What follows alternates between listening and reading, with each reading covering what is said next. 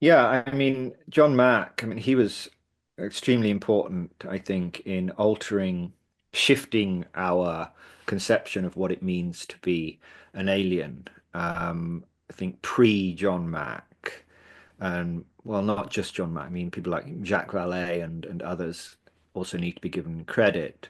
But I think certainly John Mack personally, his conception of what it meant to be an alien shifted quite dramatically. You know, he assumed initially that it was these physical, wet-brained, wet-bodied biological beings that arrived on crafts and snuck into the bedroom and lifted the abductee from the bed and took them to a craft. And then he shifted to, well, actually, maybe this is actually happening in behind the theater screen of reality. I think he described it something like that, that this individual was being induced into some kind of altered state of consciousness and accessing this alternate place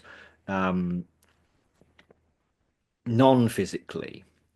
So rather than physical beings, you're talking about some kind of discarnate intelligence that somehow gains access not to your body as such, but gains access to your brain and is inducing you into this altered state of consciousness and using that. So it's using your brains again, using your brain's world building machinery to induce you into a state in which you're interacting with these intelligences within some constructed environment, some model environment constructed by your brain.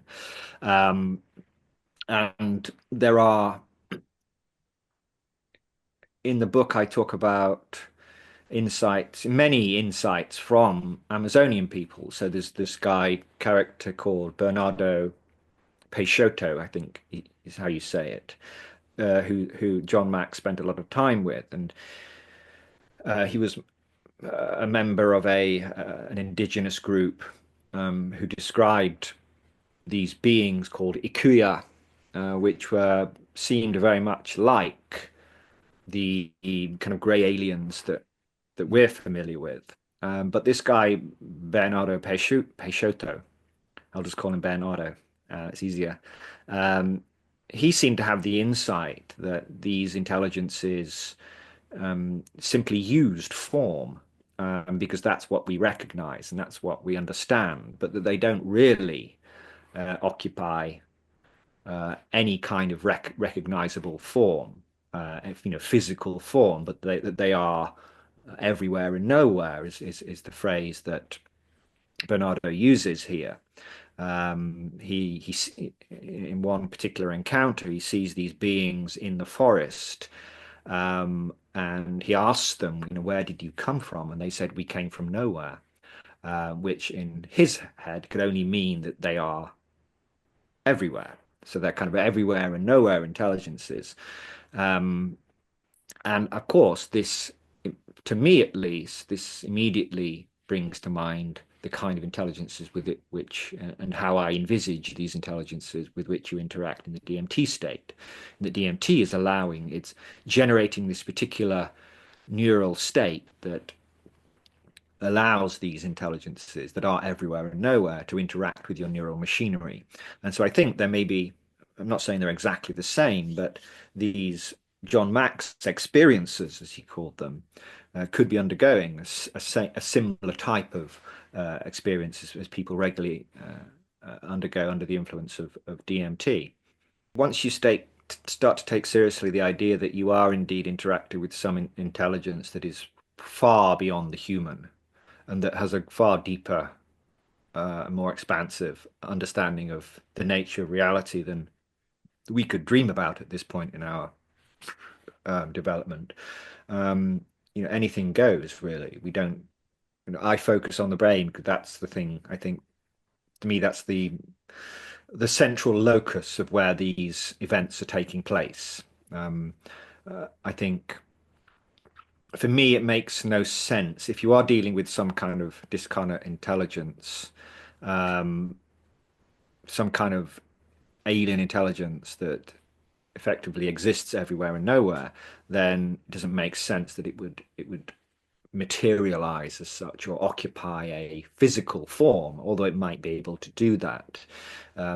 the most direct route to in, to um, to interact with us, to communicate with us, would be directly through our brain. So clearly, if they are doing that, then they have access. They're able to do that. How they're doing that, we don't understand. Whether it's from a deeper quantum or sub-quantum level, and they're kind of accessing from the kind of the deeper levels of reality. We don't know. But if they can do that, then one can only speculate about what else they might be able to do. Can they materialize in a physical form so we can see them normally? And again, that's not.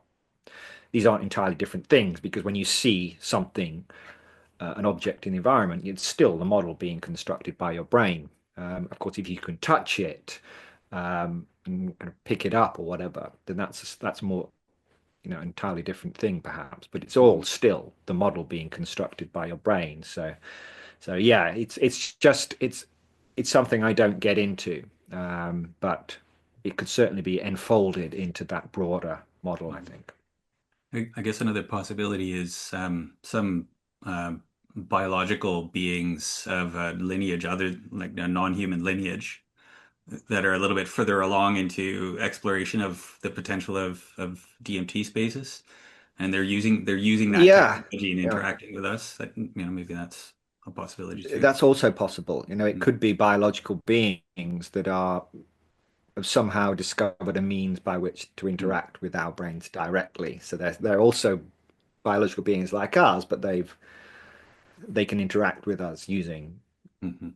But again, we this is all just Right, that's right. fun Well, speculation. yeah, well, you harkens back to the anti-Kardashev scale that you mentioned Mm, in yeah. in the book. Do you mind explaining that for folks, or want to give, all your Yeah, trade I secrets? mean, yeah, the anti-Kardashev scale, also called the John Barrow scale or the micro-dimensional mastery scale. Um, so the Kardashev scale, as most people will know, or many people will know at least, is this it's, it's proposed by this Soviet astronomer or cosmologist, um, cosmonaut, maybe, I don't know, called Kardashev anyway.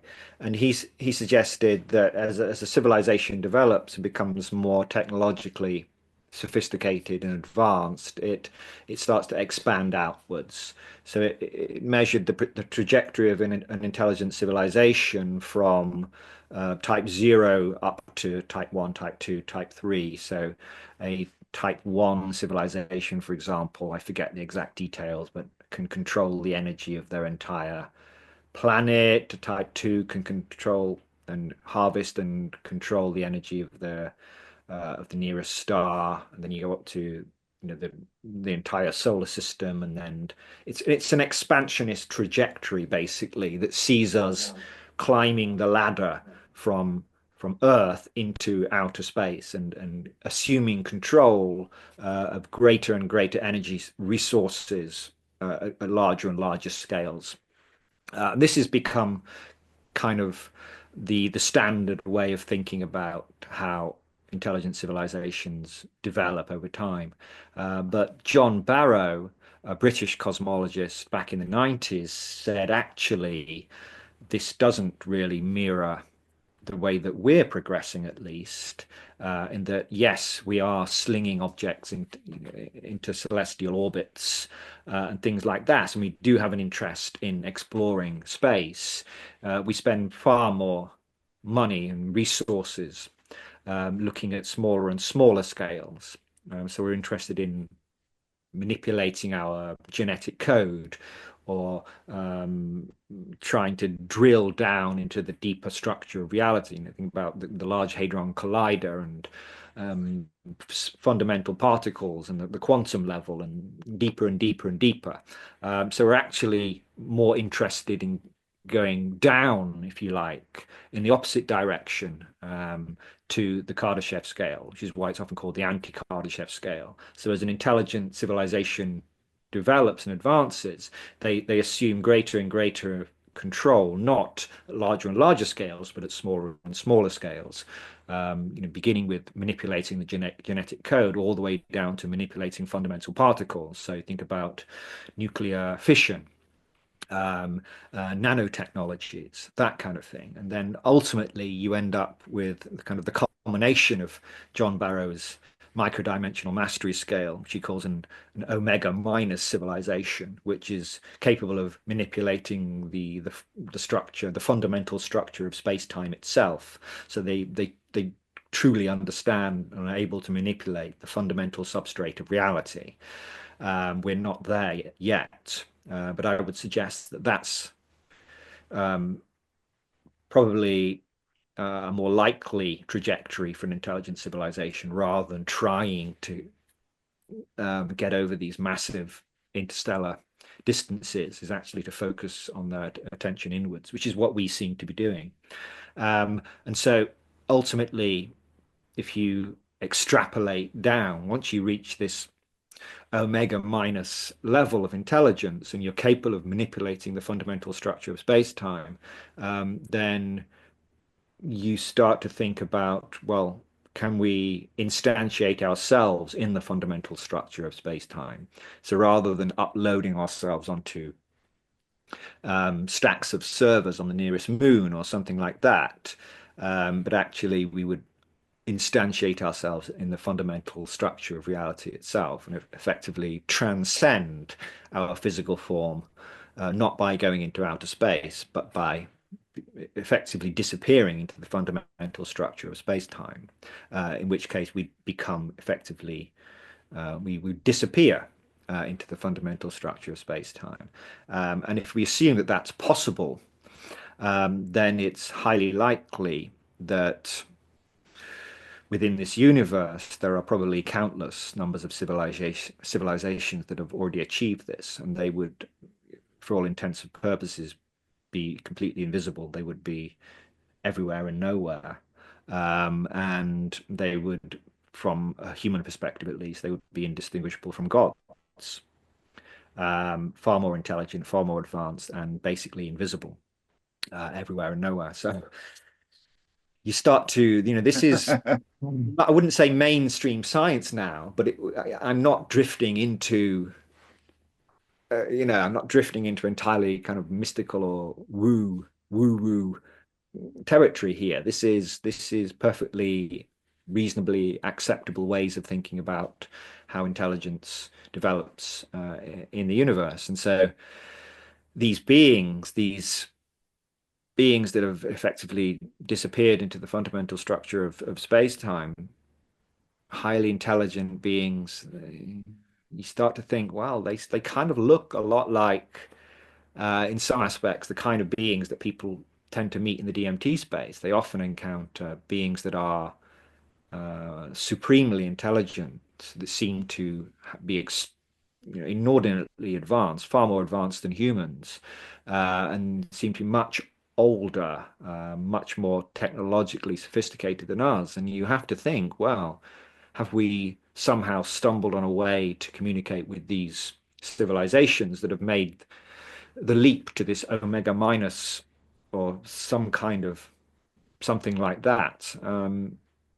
I don't know. I'm not saying that that's the solution, but it's hard to miss those commonalities when you enter the DMT space, and it does seem so advanced and technologically sophisticated.